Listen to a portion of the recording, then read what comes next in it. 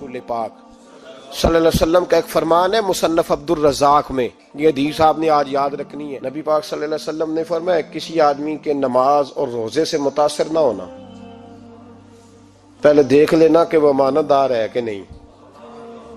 کسی کے نماز روزے سے متاثر نہیں ہونا، پہلے دیکھ لینا کہ دیانت دار ہے کہ دیکھنا لوگوں کی جیبوں پہ کتنی نظریں ڈالتا ہے۔ فرمایا بہت سارے نماز روزے والے دھوکے بازی کرتے ہیں، دیانتی نہ کریں، اپنے عہدے کا پاس رکھیں، اپنے منصب کا خیال رکھیں۔ عہدہ جس جگہ آپ موجود ہیں آپ کی ذمہ داری ہے۔ میرے رسول پاک صلی اللہ علیہ وسلم نے فرمایا ہر بندہ تم میں سے نگران ہے، اور جو اس کی رعایا ہے اس کے بارے میں اس نے جواب دینا ہے۔ کبھی بھی بددیانتی نہ کریں۔ ہم لوگوں کا پہلے اعتماد حاصل کرتے ہیں، پھر اس اعتماد کو ٹھیس پہنچاتے ہیں۔ اس کا نقصان پتہ کیا ہوتا ہے؟ دنیا میں سب سے کمزور شخص وہ ہوتا ہے جس پر کوئی اعتبار نہیں کرتا۔ جس کا اعتماد ضائع ہو جائے وہ آدمی بکھر جاتا ہے۔ کبھی بھی دھوکہ دہی کی پالیسی نہ بنائیں۔ ہم لوگوں سے مفادات لینے کے لیے اپنے رویے میٹھے کرتے ہیں، اور جب کام نکل جاتا ہے پھر ہمارے رویے بدل جاتے ہیں۔ یہ دھوکہ ہے، یہ بددیانتی ہے۔ اس کو اللہ رسول نے پسند نہیں کیا۔ میرے نبی پاک علیہ السلام نے فرمایا جس میں 3 باتیں پائی جائیں وہ تو منافق ہے۔ اگرچہ علماء کہتے ہیں یہاں منافق اعتقادی مراد نہیں، منافق عملی مراد ہے، لیکن حضور نے فرمایا منافق ہے۔ یا رسول اللہ کون؟ فرمایا وہ بندہ جب بات کرے تو جھوٹ بولے، جب وعدہ کرے تو مخالفت کرے، جب امانت رکھی جائے تو بددیانتی کرے، یہ تو بندہ منافق ہے۔ حضرت ابو نور علیہ رحمہ نے لکھا ہے، فرماتے ہیں محمود غزنوی کا دور تھا تو ایک آدمی محمود غزنوی کے پاس نا اپنا کیس لے کے آیا، مدعی بن کے آیا۔ اس نے کہا بادشاہ میرا کیس بڑا نرالا ہے۔ بادشاہ سلامت نے کہا وہ کس طرح؟ کہنے لگا یہ میرے پاس ایک تھیلی ہے، میں نہ سفر پہ جانے لگا تو یہ تھیلی پوری ہیروں کی بھری ہوئی، فلاں علاقے کے جو قاضی صاحب ہے نا، میں جاتی دفعہ میں کہیں سفر پہ جا رہا تھا تو میں ان کے پاس چھوڑ گیا کہ رستہ لمبا ہے، کہیں کوئی مجھ سے چھین نہ لے، ہیروں کی بھری ہوئی تھی۔ کچھ دنوں کے بعد میں واپس آیا ہوں، قاضی صاحب نے مجھے تھیلی واپس کی ہے تو اس میں ہیروں کی بجائے کھوٹے سکے نکلے۔ اب میں نے قاضی صاحب سے کہا ہے تو قاضی صاحب تو میرے گریبان تک آتے ہیں، وہ کہتے ہیں بتا کہیں سے پھٹی ہے، کھلی ہے؟ وہ جس طرح ٹانکے لگا کے تو نے سی تھی اسی طرح لگے ہوئے ہیں کہ نہیں؟ تو حضور لگے بھی بالکل اسی طرح ہے، نہ پھٹی ہے نہ کھلی ہے۔ اب میں لٹ گیا ہوں، میری کل عمر کی کمائی ضائع ہو گئی، کھوٹے سکے کہاں اور ہیرے کہاں؟ تو مہربانی کریں، اور آپ کی بارگاہ میں اللہ رسول کے نام پر حلف دیتا ہوں کہ میں ہوں بالکل سچا۔ محمود غزنوی کہنے لگے تو جا، تھیلی چھوڑ جا، اور جب میں تجھے بلاؤں گا پھر دوبارہ آنا۔ شخص چلا گیا۔ محمود غزنوی اٹھے، دربار برخاست کیا، لوگوں سے کہنے لگے چلے جاؤ، میں 3 دن کے لیے سیر کرنے جا رہا ہوں، 3 دن کے بعد لوٹوں گا۔ اکیلے جب رہ گئے نا محمود دربار میں تو محبوب نے چھری منگائی۔ وہ جس تخت پہ بیٹھتے تھے وہاں گدا بچھا ہوا تھا، یہ گدا پڑا ہے نا، وہ گدا بچھا ہوا تھا۔ محمود نے چھری کے ساتھ اس کو پھاڑ ڈالا اور چھری جیب میں رکھی نکل گئے۔ کہنے لگے میرے بعد کوئی میرے دربار والے احاطے میں داخل نہ ہو۔ محمود چلے گئے۔ اب وہ صفائی کرنے والا جب آیا نا، اس نے آ کے دیکھا تو گدا تو پھٹا ہوا ہے۔ اس نے شور ڈال دیا، پہرے دار بھی آ گئے، فلاں صاحب بھی آ گئے، فلاں صاحب۔ اس نے کہا او خدا کے بندو، اس کا گدا پھٹ گیا ہے، وہ تو مار ڈالے گا۔ اس نے کہا تھا سوائے صفائی اور نگرانی والے کے دوسرا آئے کوئی نہ، اور یہاں آیا بھی کوئی نہیں، پہلے دن ہی پھٹا ہوا ہے تو لٹکا دے گا سب کو، کیا کریں؟ شور ہو گیا، سارے دربار کے ملازمین اکٹھے ہو گئے۔ ایک بندہ بولا، کہنے لگا فکر نہ کرو، میں کیسے بندے کو جانتا ہوں، اس طرح سیے گا کہ جس نے پھاڑا ہوگا اسے بھی پتہ نہیں چلے گا کہاں سے پھٹا تھا، ایسا بہترین رفو کرے گا کہ پتہ بھی۔ اس نے کہا یار ہم سارے 1 مہینے کی تنخواہ دیتے ہیں، تو بندہ بلا۔ وہ بلا لیا اس کو، اس کا نام محمد رفو گر تھا۔ وہ آیا، اس کو گدا دکھایا، اس کا یار اس طرح سینہ پتہ نہ چلے۔ اس نے کہا فکر ہی نہ کرو، میں بڑا کاریگر ہوں۔ بڑے بڑے کاریگر لوگ نہیں ہمارے ملک میں پائے جاتے، کوئی نشان چھوڑتے ہیں پیچھے؟ بڑے کاریگر کا پیسے ہونے چاہیے، بڑے بڑے کاریگر بندے۔ آپ یقین کریں ایسا فلسفہ، یہ عمرہ عبادت ہے نا، سرکار دو عالم صلی اللہ علیہ وسلم کی بارگاہ کی حاضری بڑی نعمت ہے نا۔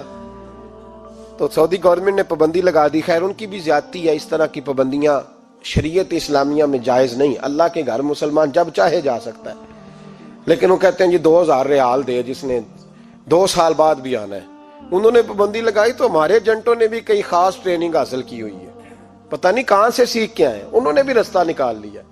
ایک صاحب سے میں نے کہا کہ جناب وہ 2000 ریال لگ گیا تو کیا کرنا ہے؟ کہنے کوئی مسئلہ نہیں، پاسپورٹ نواں بنوا لو، گنجائش ہے، یعنی ہر شے کا حل ہے۔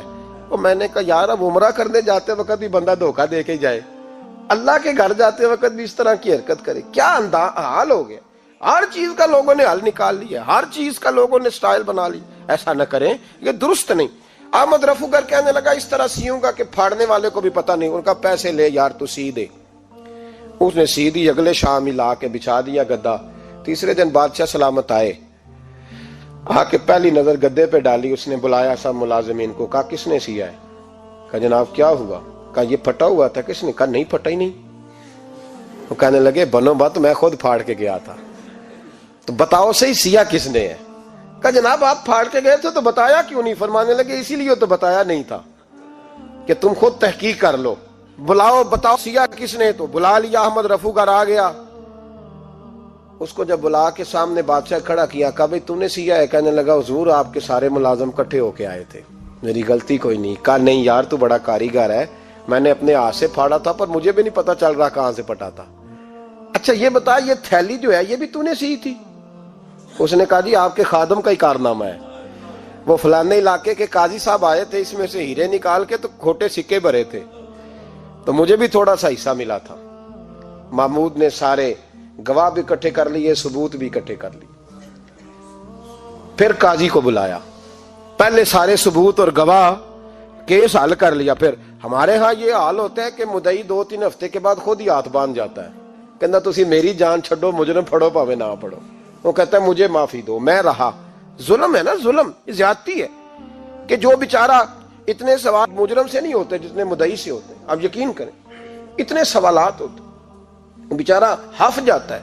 یہ طریقہ درست تو نہیں، ایک لٹ گیا اور دوسرا طرح طرح کے سوالوں کے جواب دیتا پھرے بیچارہ۔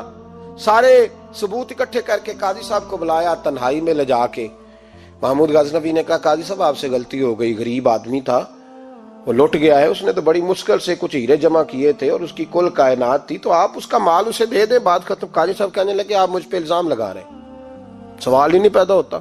آپ میری داڑھی دیکھیں، آپ میرا اعزاز دیکھیں، دنیا جانتی ہے میں اس کا۔ قاضی صاحب انسان بھول ہی جاتا ہے، بندہ بھول جاتا ہے، غلطی ہوگی، مال نے کہا نہیں کہا میں تنہائی میں پوچھ رہا ہوں، میں اس وقت پوچھ رہا ہوں جب دوسرا موجود کوئی نہیں، آج توبہ کر لے، میں کچھ نہیں کہوں گا، تو میری زبان پہ اعتبار کر، تجھے پتا ہے میں جو کہتا ہوں اس پہ عمل بھی کرتا ہوں، باز آ جا۔ پر قاضی نے کہا نہیں میری غلطی کوئی نہیں۔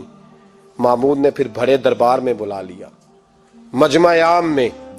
مہلت کے دنوں میں جو توبہ کر لے وہ بچ جاتے ہیں، لیکن لوگ رسوائیوں کے دنوں میں پھر واپس لوٹتے ہیں اگلا گھر دیکھ کے، پھر حالات اور طرح کے ہو چکے ہوتے ہیں۔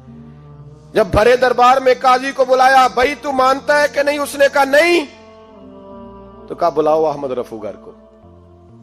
جب وہ احمد رفو گر آیا تو بوڑھے قاضی کی ٹانگیں کانپنے لگی، جملے ٹوٹنے لگے، لفظ زمین پر گرنے لگے، بات صحیح نہیں ہوتی، زبان لڑکھڑانے لگی۔ محمود کہنے لگے قاضی میں نے تجھے کہا تھا وہاں مان جا بات، اب بڑے دربار میں بول۔ تو جب قاضی صاحب کی گردن خود بخود جھک گئی تو دنیا سمجھ گئی، کہا نکل جا میرے دربار سے۔ محمود بولے نکل جا، اتنی تجھے عزت دی، اتنی بڑی تنخواہ دی، قاضی بنایا، اور یہ تھوڑی سی رقم کے لیے، تھوڑی سی رقم کے لیے تو بددیانت ہو گیا، چل چلا جا، نکل۔ قاضی دربار سے نکلا تو لوگ لعنتیں برسانے لگے۔ کل جو دکانیں چھوڑ کے سلوٹ کرنے آتے تھے وہ کہنے لگے اس کی عمر دیکھو، اس کے کام دیکھو، دیکھو اس نے کیا کیا۔ گھر گیا، بچے جن کے لیے پاپ کمایا تھا، جنہاں لی تو پاپ کمائے ہن کتھے نہیں ہو تیرے کر دے۔ وہ بچے کہنے لگے ابا جی ہم تو سکول مدرسہ جانے کے قابل نہیں رہے، امید تھی کہ بیوی ساتھ دے گی۔ وہ کہنے لگی میں میکے کیسے جاؤں گی، گلی کی عورتیں طرح طرح کی باتیں بناتی ہیں۔ اور بھائی کامیابیوں کے بڑے سربراہ ہوتے ہیں، کوئی کامیاب ہو جائے تو سارے کہتے ہیں میری سپورٹ سے ہوا ہے، ناکامیاں ہمیشہ یتیم ہوتی ہیں، ناکامیوں کا کوئی سربراہ نہیں ہوتا۔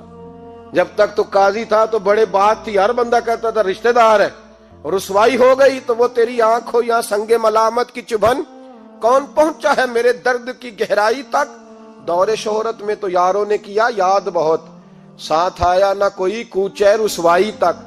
اور میاں صاحب کہنے لگے ساری عمر ہی آٹا گد ہے، میں لکھاں کیتے نہیں پیڑے، اب وقت آیا ہی تے محمد بخشا کوئی نہیں ہوں بیٹھا نیڑے، حالات ہی بدل گئے۔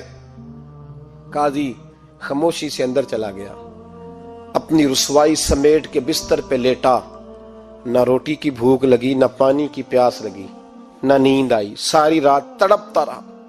سویرے گھر والوں نے دروازہ کھولا تو روح پرواز کر گئی تھی، دنیا چھوڑ گیا۔ حضرت ابو نور علیہ رحمہ بولے، فرمانے لگے یاد رکھو کبھی بددیانتی نہ کرنا، کبھی۔ یہ تو محمود غزنوی کی عدالت تھی، قیامت میں رب کریم کی عدالت لگے گی۔ اور فرمایا وہاں تو گواہی دینے والا احمد رفو گر تھا، قیامت میں تو تمہارے اپنے ہاتھ پیر گواہیاں دیں گے، ہمارا اپنا وجود گواہی دے گا۔ اور فرمایا یہاں تو لانتے دنیا دار برساتے تھے، وہاں فرشتے ہوں گے۔ اور قاضی کو تو موت آ گئی تھی، قیامت میں تو دوبارہ موت بھی کوئی نہیں آئے گی، وہاں تو رہنا ہے اور سہنا ہے۔ اتنی بددیانتی معاشرے میں، اتنی بددیانتی ہر جگہ۔ اس معاشرے کا بھی کچھ بنے گا جہاں دوائی بھی خالص نہ ملے، جہاں دوائی میں بھی بددیانتی ہو۔ لوگ اپنے بچے کو آکسفورڈ یونیورسٹی میں پڑھانے کے لیے غریبوں کے بچوں کے رگوں میں جو دوائی اتارے وہ بھی 2 نمبر۔ اتنا بڑا بھی کو بددیانت معاشرہ ہوتا ہے کہ لوگ یہاں تک دھندا کریں، یہاں تک کہ لوگ لوگوں کی زندگیوں سے کھیل جائیں اور ہمیں احساس تک نہ ہو کہ کوئی مر جائے گا، کوئی ڈوب جائے گا، کیا بنے گا۔ اور جس نے وہ اپنی رجسٹر کی دوائی کی، اس نے 2-4 لاکھ روپیہ لیا اور اس نے یہ نہیں سوچا کتنے انسان میری وجہ سے مریں گے۔ قتل صرف یہ تو نہیں ہوتا گولی مار کے مار دینا، لوگوں کی زندگیوں سے لوگ کھیل جاتے ہیں، لوگ تباہی کر جاتے ہیں، لیکن بددیانتی سے باز نہیں آتے۔ میرے رسول پاک علیہ السلام کے غلاموں، نبی پاک صلی اللہ علیہ وسلم نے ذرا سی بددیانتی، اور صحابہ کا یہ مزاج تھا، اتنی سی بھی کبھی ان سے غلطی ہوتی تو تڑپ